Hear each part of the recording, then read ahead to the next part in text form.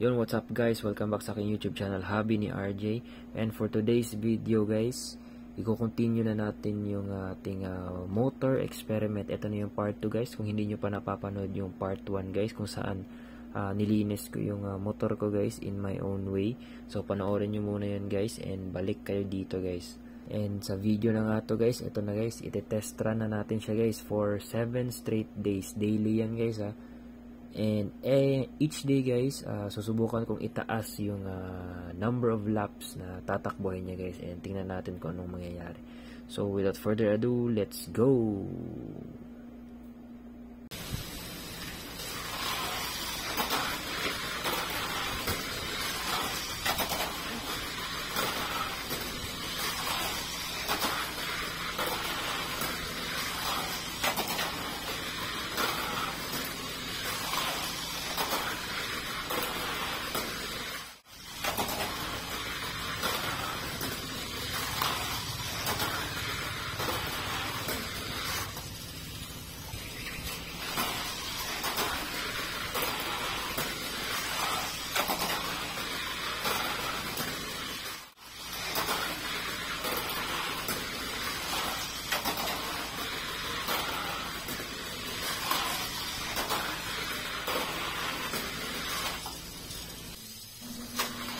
Baka napapansin nyo guys no, na medyo mahina yung pace ng ating kotse dito.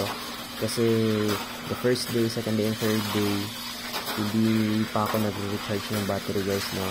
So kasi hindi naman speed yung or yung fastest speed yung goal natin dito. Is yung goal ko dito is maka-run siya ng as many as laps no, as it can yung ating kit. So kaya nag-stick muna ako dito sa mga hindi pa na-recharge na batteries guys.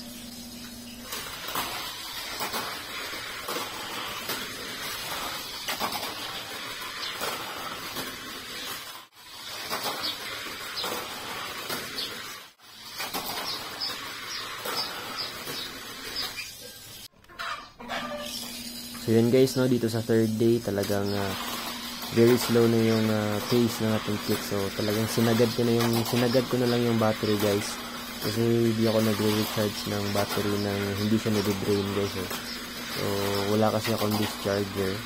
So sa third day is trinay ko na lang isagad yung battery hanggang sa mag-lowbat na siya. Hindi na kaya ng kit.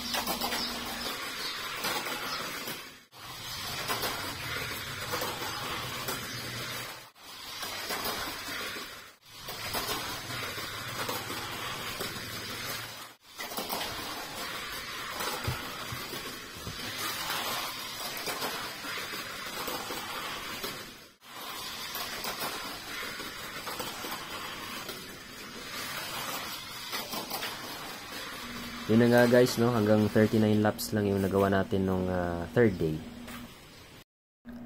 Dito sa fourth day guys, habang naglilinis ako, napansin ko na parang medyo may resistance yung ikot ng ating cleaned motor compare dito sa ating stock motor guys. Untampered yan guys, may stock motor pa ako, never pa yung na-clean or na-re-oil.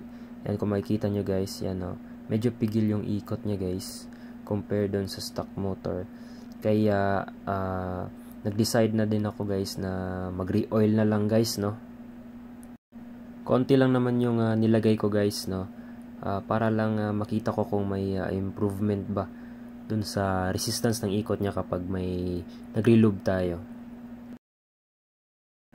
And yun na nga guys no, napansin ko na may improvement siya guys, pero hindi siya kasing smooth nung stock motor pa din guys. Pero may improvement naman guys compared doon sa kanina no. So iba pa din yung ikot ng stock natin guys. Mas may play siya guys no compared dun sa ating tampered na motor. Pero okay lang. Pinagpatuloy ko pa din yung experiment natin guys. Dito sa fourth day guys, 50 straight laps yung ginawa ko dito guys no. So, hindi ko napapakita yung buo guys, i-cut ko na lang, clips na lang para it will not take much of your time guys.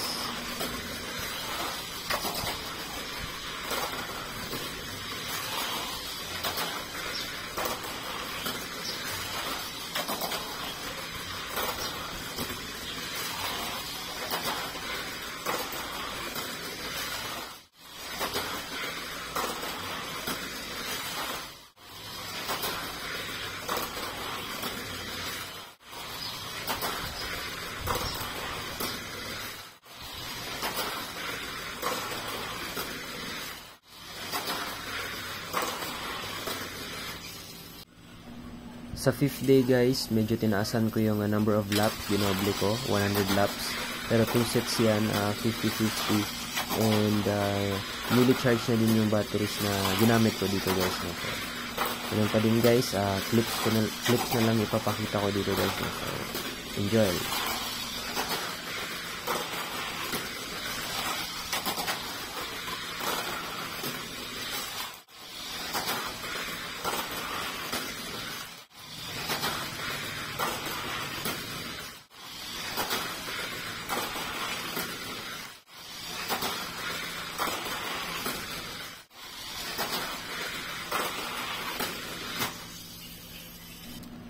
So naglinis din ako dito guys para matanggal yung mga alikabok, and same as well nag-change ng battery din guys, no, for the next run ng 50 laps.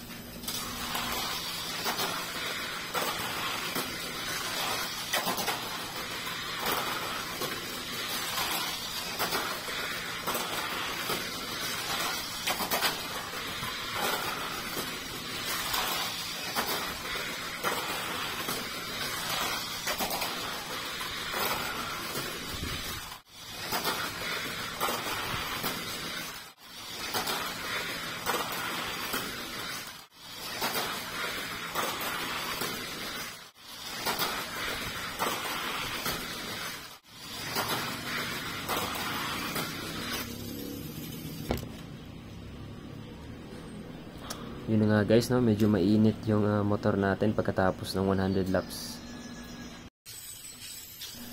Dito sa 6th day guys, pressure battery din yung ginamit ko dito guys. Kaya ayun, embang yung ating kit dito guys, no. Medyo nahirapan siya dun sa lane changes. And 100 laps pa din guys. Pero straight na yan guys, wala nang pit stop pa. So dire-diretso na yan.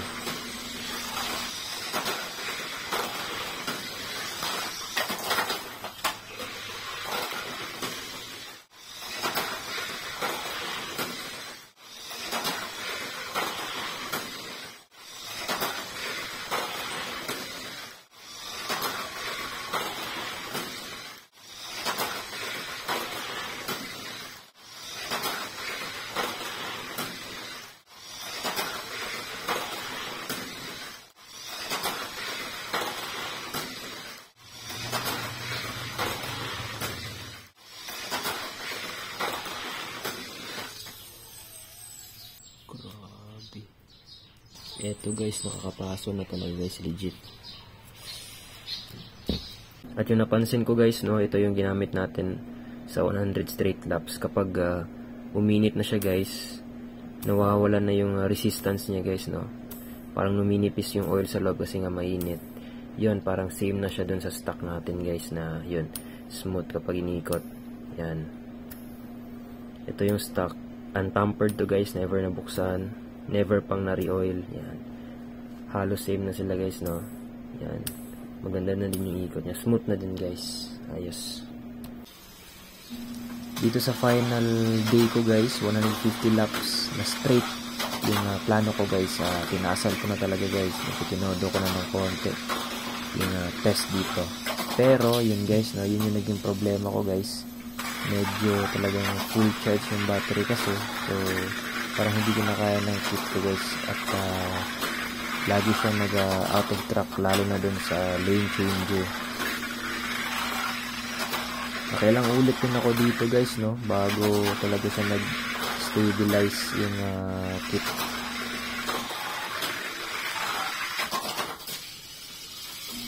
At yun nga guys, no, sa kakaembang niya yun, natanggalan na ako ng 2 gulong. Makailang ulit talaga ako nag-try guys, pero ganun pa din, no, talagang malakas yung batteries natin. Kaya I decided to replace the front rollers ng may O-ring, yung rubber, para may konting resistance doon sa mga corners and sa lane changer. And after nga nung change nung guys, eto na guys, medyo nag-stabilize na siya guys, no. And tuloy-tuloy na dito guys to 150 laps.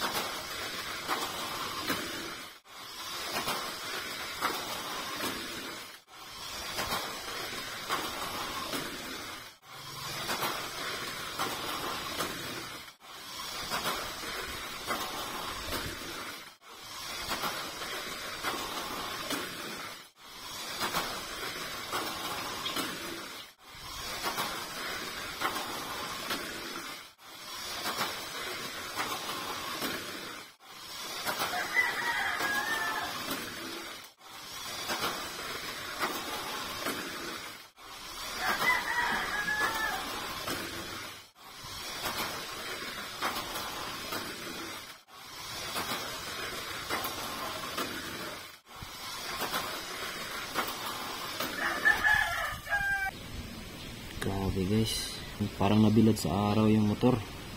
And we are finally done guys dun sa ating 7-day test sa ating cleaned motor. And eto na guys, no? Buksan na natin guys. Excited na rin ako malaman guys kung ano ba yung resulta o ano ba yung mukha na niya sa loob guys. No? So, lumamig na to guys, malamig na to. Ayun guys. So, madumi guys, normal.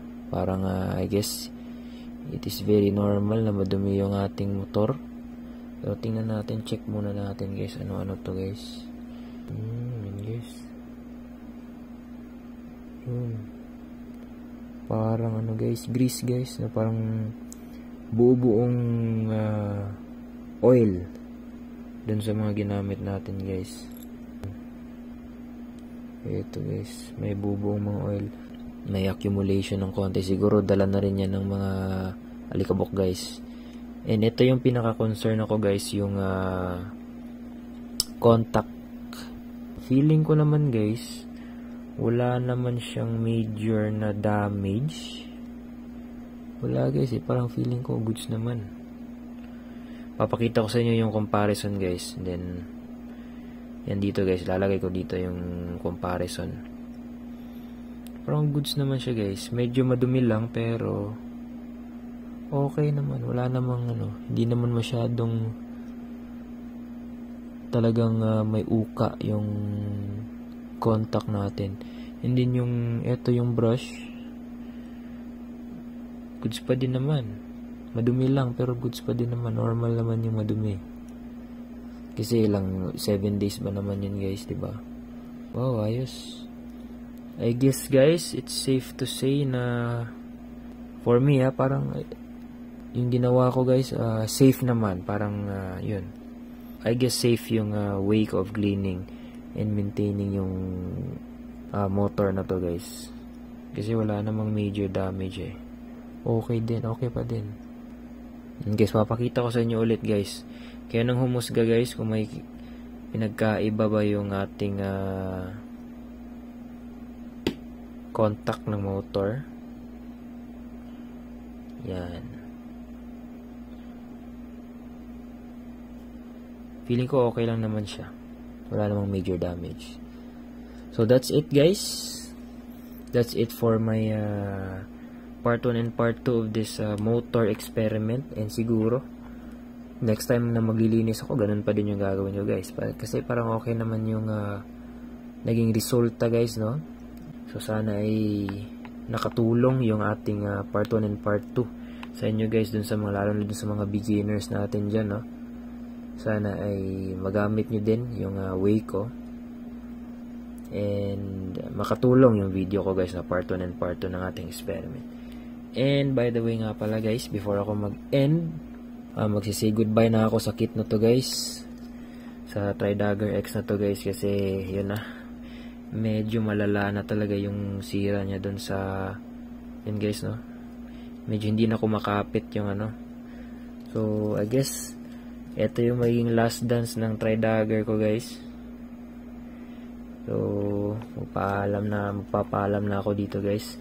Baka i-display ko na lang to guys dito sa bahay. And this is goodbye na guys. I will retire this na guys. So malayo-layo na rin yung natakbo nito guys. Hanggang dito na lang aking video guys. Maraming salamat sa panonood at see you sa next video. Peace.